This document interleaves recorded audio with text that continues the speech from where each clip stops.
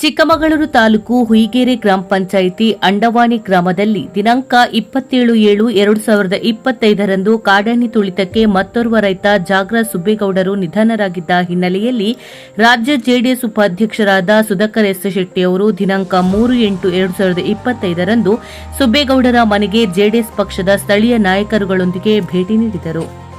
ಸುಧಾಕರ್ ಶೆಟ್ಟಿಯವರು ಸುಬ್ಬೇಗೌಡರ ಅಣ್ಣನಾದ ಮಂಜುನಾಥ್ ಗೌಡ್ರು ಹಾಗೂ ಅವರ ಕುಟುಂಬ ಸದಸ್ಯರಿಗೆ ಸಾಂತ್ವನ ನೀಡಿದ್ರು.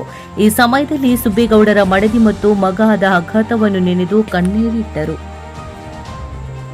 ಕುಟುಂಬದ ಸದಸ್ಯರು ಹಾಗೂ ಸ್ಥಳೀಯರೊಡನೆ ಚರ್ಚಿಸುತ್ತಾ ಈ ಭಾಗದಲ್ಲಿ ಕಾಡಾನೆಗಳ ಹಾವಳಿ ಮಿತಿಮೀರಿದೆ, ಅದರಲ್ಲೂ ರೈತರು ತೋಟಕ್ಕೆ ಹೋಗದಿರುವುದು ಪರಿಸ್ಥಿತಿಯಾಗಿದೆ ಎಂದರು. ಮನೆಯ ಮಹಿಳೆಯರು ಮಾತನಾಡುತ್ತಾ ನಮಗೆ ಗಂಡಂದಿರು ಮನೆಯಿಂದ ಹೊರಗೆ ತೋಟಕ್ಕೆ ಹೋಗುವವರು ಎಂದರೆ ಭಯ ಅನ್ನುವ ವಾತಾವರಣ ಬಂದಿದೆ. ಆನೆ ಯಾವ ಸಮಯದಲ್ಲಿ ದಾಳಿ ಇಟ್ಟು ಅನಾಹುತ ಉಂಟಾಗುತ್ತದೋ ಅನ್ನುವ ಆತಂಕ ನಮ್ಮಲ್ಲಿ ಮೂಡಿದೆ ಎಂದರು. ಹಾಗೂ ಸರ್ಕಾರ ಈ ಭಾಗದಲ್ಲಿರುವ ಕಾಡಾನೆಗಳನ್ನು ಸ್ಥಳಾಂತರಿಸಬೇಕು, ಇಲ್ಲವಾದಲ್ಲಿ ಈ ಭಾಗದ ರೈತರು ಗುಳೆ ಹೋಗುವ ಪರಿಸ್ಥಿತಿ ಉಂಟಾಗುವುದು. ಸರ್ಕಾರ ಈ ಕೂಡಲೇ ಕಾಡಾನೆಗಳನ್ನು ವಿಶೇಷವಾಗಿ ಸಲಗವನ್ನು ಇಲ್ಲಿಂದ ಸ್ಥಳಾಂತರಿಸಬೇಕೆಂದು ಒತ್ತಾಯಿಸಿದರು.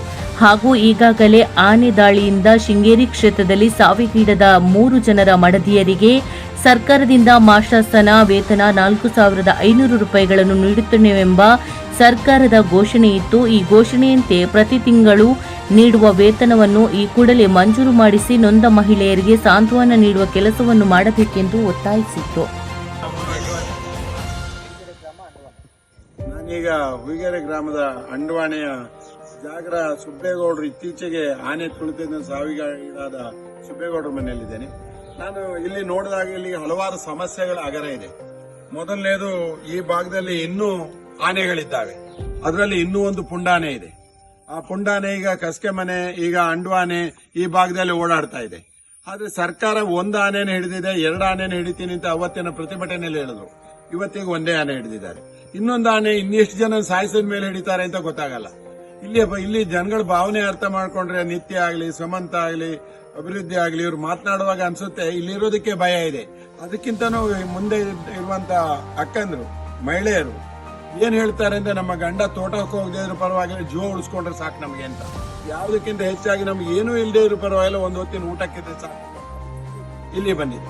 ಇದಕ್ಕೆ ಶಾಶ್ವತವಾದ ಪರಿಹಾರ ಸರ್ಕಾರ ಕೊಡ್ತೀನಿ ಅಂತ ಹೇಳಿದ್ದಾರೆ, ಇದುವರೆಗೂ ಆಗ್ಲಿಲ್ಲ. ಶಾಶ್ವತ ಪರಿಹಾರ ಅಂದ್ರೆ ಏನು? ಎಲ್ಲೋ ಒಂದ್ ಕಡೆ ರೈಲ್ವೆ ಬ್ಯಾರಿಕೇಡ್ ಹಾಕ್ತೀನಿ ಅಂತ ಹೇಳ್ತೀರಿ, ಅದನ್ನ ಈ ಕೂಡಲೇ ಮಾಡಬೇಕು. ಮತ್ತೆ ಸರ್ಕಾರ, ಮತ್ತೆ ನಾನು ಶಾಸಕರಿಗೆ ಹೇಳ್ತೀನಿ, ಸ್ಥಳೀಯ ಶಾಸಕರಿಗೆ, ಮೊನ್ನೆ ನೀವು ಇದರಲ್ಲೂ ಹೇಳಿದ್ದೀನಿ, ಪ್ರತಿಭಟನೆಯಲ್ಲಿ 2 ನಾವು ಹಿಡಿತೀವಿ ಅಂತ ಹೇಳಿ, ಅದು ಒಂದು ಆನೆ ಹಿಡಿದು ಕೂಡಲೇ ಅದನ್ನು ಕ್ಲೋಸ್ ಮಾಡಿ ಈಗ ಮುತ್ತಿನ ಕೊಪ್ಪಕ್ಕೆ ಹೋಗಿದ್ದೀವಿ. ನಾವೇನು ಹೇಳೋ ರೀತಿ ನಡುರಾತ್ರಿ ಎಲ್ಲ ನಾವ್ಯಾರು ನಿದ್ದೆ ಮಾಡಕ್ಕಾಗಲ್ಲ ಅಂತ ನಾನು ನಿಮ್ಗೆ ಹೇಳೋದು, ಸರ್ಕಾರಕ್ಕೆ ಒತ್ತಾಯ ಮಾಡ್ತೇನೆ.